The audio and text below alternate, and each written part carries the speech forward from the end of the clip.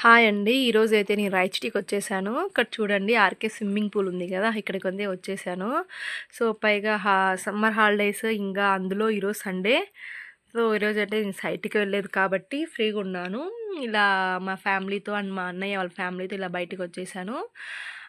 ఇక్కడ లోపలికి ఎంటర్ అవ్వాలంటే ఇక్కడ కౌంటర్‌లో టికెట్ తీసుకోవాలంట. సో, టికెట్ తీసుకోవాలంటే ఇంక చాలా మంది క్యూలో ఉన్నారండి. సో, అందుకనే చాలా లేట్ అవుతుంది.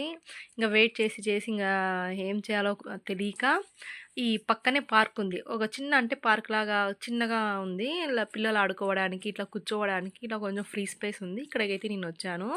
సో, వచ్చి రాగానే ఇక్కడ పోరగాళ్ళు కొంతమంది డ్రెస్ చేంజ్ చేసుకుంటున్నారు. ఏంటంటే మనకి లోపల ఎంటర్ అవ్వాలంటే డ్రెస్ కోడ్ ఉంటుందంట.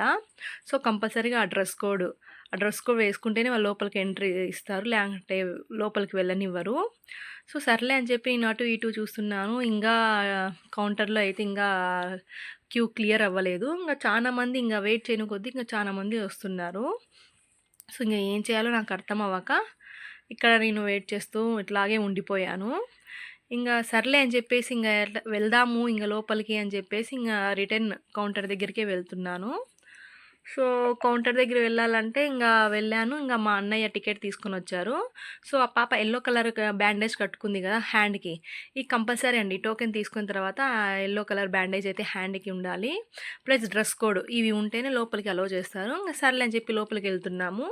సో, ఇక్కడ చూడండి టోటల్‌గా మొత్తం అబ్బాయిలే ఉన్నారు. ఎక్కడ చూసినా చెడ్డీలే. అమ్మాయిలైతే ఎవ్వరే కానీ పూల్‌లో దిగలేదు. మొత్తం అబ్బాయిలే ఉన్నారు. ఈరోజు ఏంటంటే ఈరోజు సండే పైగా ఇంత ఘోరాన్ని నేను చూస్తాను అనుకోలే.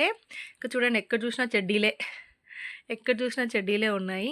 ఓకేలే అని చెప్పేసి నేనైతే ఇక్కడ నిలబడుకొని చూస్తూ ఉన్నా. అన్నయ్య పిల్లోల్ని తీసుకొని పూల్‌లో దిగారు. సో, దిగారు. ఇక్కడ అందరూ ఆల్మోస్ట్ 99% జెంట్సే ఉన్నారండి. లేడీస్ ఎవరు కనిపించట్లే.